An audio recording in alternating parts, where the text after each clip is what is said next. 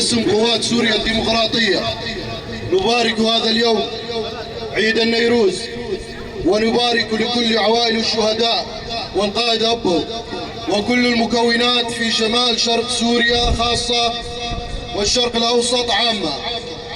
اليوم الجديد يوم أخوة الشعوب، ونحن كقوات سوريا الديمقراطية سنستمر بالمقاومة والدفاع عن الشعب للوصول إلى سوريا ديمقراطية حرة والمساواة والأخوة بين مكونات الشعب السوري.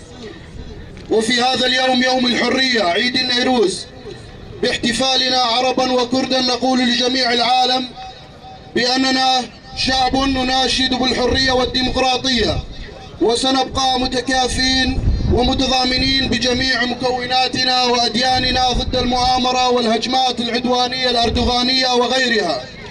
ونحن قوات سوريا الديمقراطية نتعهد أمامكم بأننا ماضون على درب الشهداء حتى تحرير كامل الأراضي السورية والحفاظ على وحدة ترابها. السلام عليكم ورحمة الله. باسم تجمع نساء زنوبيا نبارك ونهنئ عيد الحرية والتضامن والنضال بمناسبة عيد النيروز، عيد الربيع والجمال والسلام.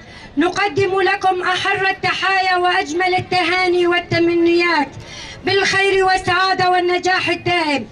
وبهذا اليوم نهنئ قائد الإنسانية الفيلسوف عبد الله أوجلان رمز المقاومة والنضال، ونبارك لأمهات وزوجات وأبناء الشهداء ونقول أتاك الربيع الطلق يختال ضاحكا من الحسن حتى كاد أن يتكلما. ونبارك أيضا لنساء سوريا المناضلات اللواتي يهتفن بالحرية والمساواة وتحقيق السلام، آملين من القلب أن يكون عيد النيروز في هذا العام نهاية الانتهاكات والاحتلال في مناطقنا، وتحرير قائد الحرية والمقاومة والنضال المفكر عبد الله أوجلان. ونحن اليوم نجدد الوعد ونعزز معا إرادة الكفاح والعمل دفاعا عن قضايانا وعن قيم نيروز من أجل السلام والحرية والمساواة.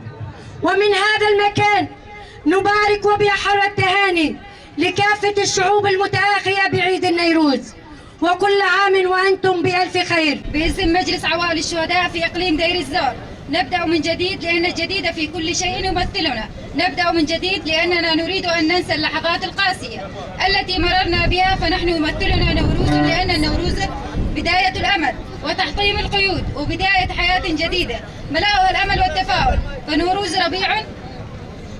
فنوروز ربيع الخير والعطاء، ونوروز التحام الماضي بالحاضر والتراث بالحداثة، نوروز شعلة خيط من شمس تشعل في قلوبنا كل فرح وسرور وفخر ومحبة. في نوروز تحية للمرأة التي أعطت وتعطي بكل حب وحنان وتقف جنبا إلى جنب مع الرجل في قيادة المجتمع. تحية للأم التي لا يضاهيها أحد في الحب والحنان، فهي كالنوروز تبحث عن الأمل والخير والمحبة لأبنائها.